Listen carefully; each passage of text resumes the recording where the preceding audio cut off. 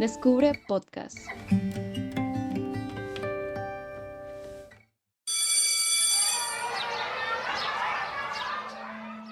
Sí, esa edad, digamos, de los 15, 16 años, cuando él me dice que no quiere seguir estudiando, que alguien me dijo, no, pues llama a la policía de infancia y adolescencia, pero resulta que ellos van y lo meten como violencia intrafamiliar.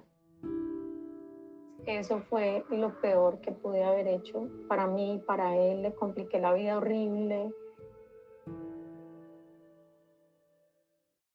Bienvenidos, mi nombre es Julie Gallego y están escuchando Descubre Podcast, un podcast de preguntas e historias. Al principio escuchábamos a Karin, una asesora comercial que vive en la ciudad de Pereira, madre de 2 hijos, cuyo hijo mayor, Santiago, es el que toma la decisión de retirarse del colegio. Apuesto que te estarás preguntando cuál era la razón de Santiago para esto y por qué su madre Karin terminó llamando a la policía. Tus preguntas serán respuestas. En este capítulo hablaremos del TDAH y los retos de las personas con esta neurodivergencia en la educación en Colombia. Yo me llamo Alex D'Amico, vivo en los Estados Unidos, trabajo para el Instituto Nacional de Salud en Washington, D.C. Y realiza investigaciones científicas sobre las enfermedades psiquiátricas como el autismo, la bipolaridad y hoy nos explicará qué es el TDAH. El nombre un poco largo es Trastorno por Déficit de Atención con Hiperactividad. Hay varios síntomas, pero lo más importante es una falta de atención. Se concentra sobre los problemas de atención que pueden interrumpir la vida de alguien pequeño o alguien también adulto, probando de vivir la vida, trabajar y casi todas las cosas que puede hacer una persona. Como lo mencionaba Alex, el trastorno de neurodesarrollo puede presentar varios síntomas relacionados a la falta de atención, hiperactividad o estos dos combinados. Pero, ¿qué pasa en sus cerebros? Tengo que decir que no todos que tienen este trastorno tienen las mismas diferencias en el cerebro. Puede haber varias maneras de tener este diagnóstico que se llaman diferentes etiologías. Entonces, pacientes con diferentes etiologías pueden tener cerebros muy diferentes. El modelo más bien soportado tiene que hacer con la interrupción de la dopamina. La dopamina es un neurotransmisor que es relacionado a la recompensa mental para motivar las acciones de las personas. Y si la dopamina es interrumpida, puede haber problemas en el cerebro con la motivación y la atención. Entonces, investigaciones que miran al cerebro han mostrado que hay regiones del cerebro que son, de hecho, otra vez en promedio, son más pequeñas en los pacientes con TDAH y estas regiones son lugares de acción para la dopamina. Entonces, algunos ejemplos son el núcleo caudado y el globo pálido. Está comprobado también que el TDAH es un trastorno que se hereda. Sin embargo, no existe una prueba específica para diagnosticar esta condición, y aunque es mayoritariamente diagnosticado en los primeros 12 años de vida, detectar esta neurodivergencia es a veces una tarea larga y difícil. En el tema de salud siempre he estado muy pendiente de él en todo su proceso. Entonces, cuando yo lo llevaba a controles y desarrollos, allá a los 2 años me dijeron que, pues, que él tenía un poquito la lengua pesada. Se demoró, digamos, en el proceso de empezar a caminar, en empezar a hablar. Entonces ya empecé pues un proceso ya con fonoaudiología. Entonces desde ahí empezamos a notar ciertos comportamientos, ciertos rasgos, ya él caminando y todo, porque pues en su inquietud motora fue muy evidente, digamos, el tema de presentar un rasgo muy grande en TDAH. Según un estudio del pediatra vietnamita Oh Dan Pan del 2015, Colombia es el país con la mayor prevalencia en el mundo de TDAH, con el 17,1% de su población. Sin embargo, la cobertura de servicios de salud para este trastorno o no es suficiente o no está presente en los rincones lejanos y no tan lejanos de nuestro país. En ese entonces estábamos viviendo en Villavicencio y me tocaba viajar al Hospital Cardio Infantil. Allá era donde tenía las citas normalmente con el neuropediatra porque en Villavicencio no había un especialista así para este tipo de diagnósticos. Y ya pues a raíz del tema de tener que estar viajando a Bogotá, decidimos venirnos a vivir a Pereira. Una vez en Pereira, Santiago pudo acceder a un servicio y tratamiento fijo para su TDAH. Sus síntomas eran Era muy inquieto, demasiado, o sea, no podía quedar quietico sus pies, sus manitos, dejaba las cosas a la mitad, salía corriendo, cuando estaba en transición, corría por todo el colegio, por todo lado, entraba, salía del salón, era muy difícil, la verdad, muy complicado. vivir con TDAH es una condición que te puede afectar en tu proceso de educación. Estar en un salón de clases, prestar atención y hacer mucho tiempo una actividad requiere de alguna manera más energía que la imaginada. El psicólogo clínico Cristian Spitia nos explica. Mi nombre es Cristian Alexander Spitia, soy psicólogo clínico, actualmente trabajo como psicólogo en diferentes instituciones trabajando con población infanto-juvenil que presentan algunas dificultades en trastornos del neurodesarrollo, aprendizaje. A lo largo del tiempo pues se han venido realizando diferentes investigaciones y se han encontrado afectaciones asociadas al aprendizaje relacionadas con organización, planificación, flexibilidad cognitiva, todo el tema de inicio, permanencia y culminación de tareas, lo que ha implicado para estos niños o personas dificultades para responder a diferentes situaciones o diferentes contextos de la manera más adecuada, lo que en algunos momentos ha conllevado que tengan respuestas muy automáticas o que no puedan adaptarse a esas situaciones. Entonces esto en general, pues al inicio en sus primeros años tiene muchas dificultades para el contexto escolar. Estas eran las dificultades que tenía Santiago en su vida estudiantil, por lo que fue muy difícil para Karin encontrar un colegio en el que tanto su hijo como la institución se encontraran conformes de seguir haciendo parte del proceso educativo. Lo que más me decían era pues que yo no lo podía tener en esa institución, porque fueron realmente varias, pero normalmente lo que me decían era que no podían tenerlo ahí porque tenía que tener una persona para él solo prácticamente, una sola profesora para él solo, y pues que este tipo de colegios no estaban como adaptados a eso. Una de las alternativas que encontró Karin fue ingresar a Santiago a un colegio de una fundación de niños con neurodivergencias. Esto fue un gran esfuerzo porque a pesar de que este colegio no era tan costoso como un colegio de educación especial, la matrícula era muy elevada.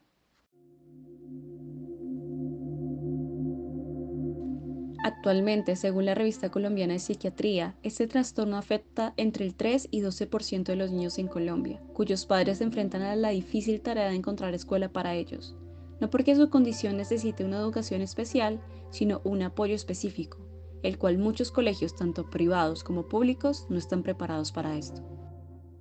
Creo que la escuela puede apoyarlos cuando los trata de la misma manera a una persona que no tiene ningún tipo de diagnóstico. Ella es Solange Esteban, licenciada en Educación Especial, que actualmente trabaja en procesos de educación inclusiva en el Colegio de la Secretaría de Educación de USME en Bogotá. Eso es lo que hacemos en nuestra sociedad y más en nuestra sociedad colombiana. Nosotros siempre rotulamos a las personas, ¿no? Entonces, el que tiene orientación sexual diversa, el que tiene proceso en ICBF, el que tiene una discapacidad o el que tiene un trastorno en el aprendizaje, lo encasillamos. Entonces, yo creo que cómo le podemos contribuir sería no encasillándolos y tratándolos de la misma manera que se debe tratar a todo el mundo. Tener TDAH no es un diagnóstico en el que los niños y adolescentes no puedan participar de los mismos espacios. Por eso, los educadores de educación especial como Solange están trabajando para crear en los colegios públicos una educación inclusiva desde todas las aristas. Un educador especial es una persona que trabaja con discapacidad, con población en condición de discapacidad. Yo trabajo en un colegio en la localidad de Usme. Entonces, ¿qué hago yo? yo hago capacitación a los docentes frente a todos los temas de discapacidad, inclusión educativa, diversidad, porque ahí también pues entra todo lo del enfoque diferencial. Y eso, básicamente eso es lo que hacemos. Hay otras personas que se desempeñan como en fundaciones, haciendo un poco más la parte educativa de la mano de la parte terapéutica. El decreto 1421 del 2017 y la sentencia 120 del 2019 sobre el derecho y la transformación de la educación inclusiva en Colombia son los pilares por los que las escuelas hoy en día deben basarse para el respeto de la dignidad y la participación igualitaria en el aula de clases. Hay escuelas que se están transformando, sin embargo, esta no es la realidad de toda Colombia y es ahí cuando se cae la utopía de la educación inclusiva. Para no ir tan lejos, aún hay maestros recién graduados de la universidad que no salen capacitados para enseñar a niños con neurodivergencias. Entonces el reto es bastante grande para ellos cuando se enfrentan con un niño o una niña con TDAH. El trastorno de déficit de atención e hiperactividad es algo bien también complejo para los maestros porque es tener un niño con unas características bien particulares y creo que el reto específicamente para ellos es generar las estrategias adecuadas para brindarles una atención educativa apropiada. Ahí es donde nosotras, o yo por ejemplo como docente de inclusión, también hago parte de generar esas estrategias, acompañar al docente para que él pueda brindarle una calidad educativa al estudiante. Entonces ya después de que el docente esté como medio preparado, porque nadie se prepara para tener una diversidad multicultural y multidiversa en las aulas, creo que ahí es cuando el docente también, cuando se hace consciente de este tipo de cosas, ya es más fácil manejar todas las situaciones que se le puedan presentar en el aula. Solange es testigo de cambios positivos de los estudiantes con TDAH, pero también de los maestros. Los profesores, justo ayer teníamos una capacitación, ellos decían de qué manera necesitamos o qué herramientas necesitamos para trabajar con estos estudiantes. Ya no hay como esa resistencia de por qué llegó este estudiante a mi salón, sino como qué hago con el estudiante o cómo le facilito el proceso de aprendizaje. Creo que eso es algo que hemos ganado, que ha sido un trabajo largo, arduo y dispendioso, pero se ha logrado, entonces ya no hay tanta resistencia por parte de los docentes. Esta transición a una educación inclusiva, la cual está empezando a gozar algunos de los colegios públicos en Colombia, no estaba presente cuando Santiago hizo y terminó primaria en el colegio de la Fundación, y tampoco cuando empezó la época más dura para Santiago y su familia, su adolescencia y el bachillerato. No, eso fue muy difícil. Entonces ya el TDAH se va transformando y empiezan a tener como una serie de conductas de impulsividad, de agresividad. Ellos también tienen mucho el tema de depresión y entonces, bueno, él por su decisión ya dice no quiero estudiar más en grado noveno. Entonces se encerró. La crianza de adolescentes con TDAH es todo un desafío. Como lo mencionaba Karin, el trastorno puede cambiar. Para algunos los síntomas mejoran y para otros no tanto. Santiago no se sentía bien y no quería volver al colegio. Para el momento en que Karin hizo la llamada, ya llevaba mucho tiempo encerrado. Que alguien me dijo, no, pues llama a la policía de infancia y adolescencia cuando se encierre y nosotros te podemos ayudar para que ellos vayan con bienestar y entonces en bienestar ya puedas empezar a hacer un proceso de acompañamiento. Pero resulta que ellos van y lo meten como violencia intrafamiliar. Pero él al verlos a ellos acá, pues se irritó mucho más. Entonces fue algo muy caótico, fue terrible y se lo llevaron. No, fue horrible.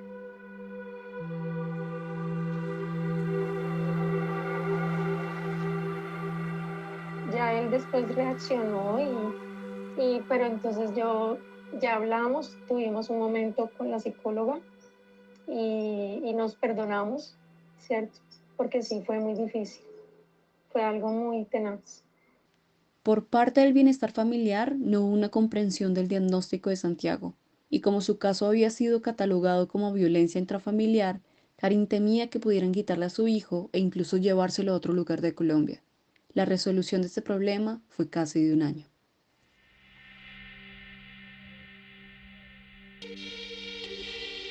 Las instituciones de salud y las entidades en general a nivel público y las políticas que ha venido creando el Estado, pues vienen trabajando en crear alianzas que favorezcan el desarrollo y el bienestar de los niños. Sin embargo, pues no ha sido suficiente. Inicialmente por desconocimiento, por falta también de crear esos espacios de investigación que ayuden a limitar y favorezcan pues el desarrollo y se pueda potencializar esos espacios. Entonces creo que parte de lo que se está trabajando en la actualidad es que esos contextos garanticen el desarrollo del menor. Incluso Solange ha visto esta problemática en sus aulas de clase con los estudiantes con posible TDAH. Entonces, lo que se hace es que con ellos se trabaja desde orientación en apoyos pedagógicos, ¿no? Entonces, ¿en qué tiene dificultades el estudiante y para qué es bueno el estudiante? Volvemos otra vez, ¿para qué es bueno el estudiante? Para tratar de potenciar eso y que él no se quede ahí como estancado. Entonces, ahí es donde nosotros con orientación empezamos a hablar de los casos o las posibles alertas, ¿no? Entonces, la profesora o el profesor empiezan a reportarnos, tenemos un estudiante con estas características, es muy activo, ¿qué hacemos?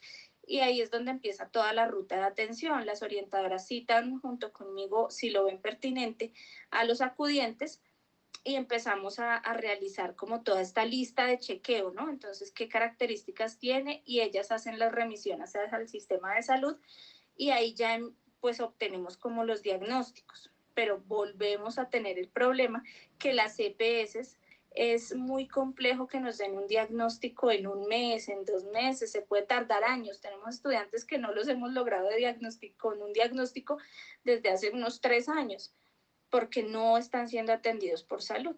Según el informe al tablero de Mineducación, el censo 2005 reportó que de 392.084 menores de 18 años con discapacidad, 270.593 asistieron a la escuela y 119.831 no lo hicieron.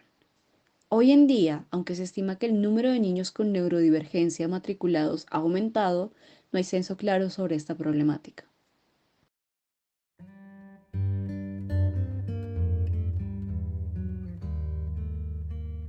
Luego de que pudieron resolver la problemática con bienestar familiar, llegó la pandemia, y aunque pudo ser un escenario difícil para Karin y Santiago, él decidió seguir estudiando. Pero él solito en pandemia decidió arrancar a estudiar virtual y presentó el IFES y sacó un puntaje muy bueno, sorprendente para todos porque pues sin haber hecho noveno, décimo y 11 en un colegio y sacó un muy buen IFES que lo recibían acá en cualquier ingeniería, pero él decide con sus ahorros sacar el pasaporte y se fue a estudiar a Argentina. Y le fue muy bien en Argentina. Santiago le ha demostrado a su familia y a sus amigos que su condición no lo limita. Él es consciente de ella y por su propia cuenta decide asistir a sus citas con la psicóloga, a tenerse paciencia y seguir descubriendo el mundo a su manera. Lo que sucede es que estamos en una sociedad más consciente de las patologías psiquiátricas y la salud mental, y por eso es que se han abierto más espacios de inclusión, pero aún nos queda mucho más camino por recorrer, empezando por los padres. Yo creo que generalmente los padres muchas veces nos conocen del diagnóstico. Creo que las características de ellos mismos en algún momento llegan a tener interpretaciones o juicios de valor por los padres, siendo ellos rotulados, indicando que tienen problemas de conducta, que son desobedientes, que no hacen caso, que son oposicionistas, que no respetan las reglas ni las figuras de autoridad. Y pues inicialmente creo que a nivel de familia vale la pena pues iniciar un apoyo profesional en términos de poder identificar cuáles son las necesidades del niño y hacer ajustes en todos los contextos, casa, colegio, comunidad, ¿cierto? Pero también en los roles y en la intervención de ellos. Entonces, en el manejo emocional, las pautas de crianza, las estrategias educativas y en el manejo comportamental dentro de casa. Y a pesar de que hay decretos, sentencias y proyectos de educación inclusiva, el sistema educativo debe entender que todos los estudiantes, tengan o no una neurodivergencia, tienen diferentes maneras de aprender, y es algo que la educación tradicional debería empezar a cuestionarse. Todavía estamos muy quedados en cuanto a estándares educativos, en cuanto a manejo de las inteligencias múltiples, en cuanto al discurso de la inclusión y la diversidad, no la inclusión y la diversidad vista desde lo que nos han mostrado, solo desde el enfoque de género o desde la multiculturalidad, sino también desde ese enfoque de diversidad en cuanto a lo cultural, en cuanto a lo étnico, en cuanto a lo racial, y también estas personas que tienen una condición particular. Yo creo que le cambiaría a la educación esa cuadrícula que aún tenemos de enseñar cátedras tan sesgadas de matemáticas, de física, de química, de cálculo, pero todavía nos falta un poquito en eso. Todavía nos seguimos enfocando en Colombia, todavía estamos muy quedados en cuanto a los gustos e intereses de las personas. Si tú tienes o sospechas que tienes TDAH, te recomiendo que visites un profesional, buscar grupos de apoyo, contenidos en las redes sociales, algo que te pueda guiar en este proceso de exploración de ti mismo. Y si eres un padre de familia con un hijo o hija con TDAH, Karin tiene un mensaje para ti. Disfrutarlos a ellos, porque finalmente lo que yo te decía, ellos tienen muchas cualidades de las que uno aprende mucho. Yo de mi hijo he aprendido cantidades enormes. No es ser sobreprotector, sino de siempre estar ahí vigilante y tener como dentro de esa experiencia como padre misma la naturalidad de decirle: tú eres maravilloso como eres y te acepto, ¿sí? Y aprender a trabajar con ellos, reconociendo sus dificultades, pero ayudando a que pueda progresar. Esto es todo por el podcast de hoy. Recuerden que dirigió el podcast Yuri Gallego. Espero que las preguntas hayan sido respuestas y no olvides compartir este episodio si fue de tu agrado, comentarnos alguna recomendación o alguna pregunta para nuestro próximo capítulo.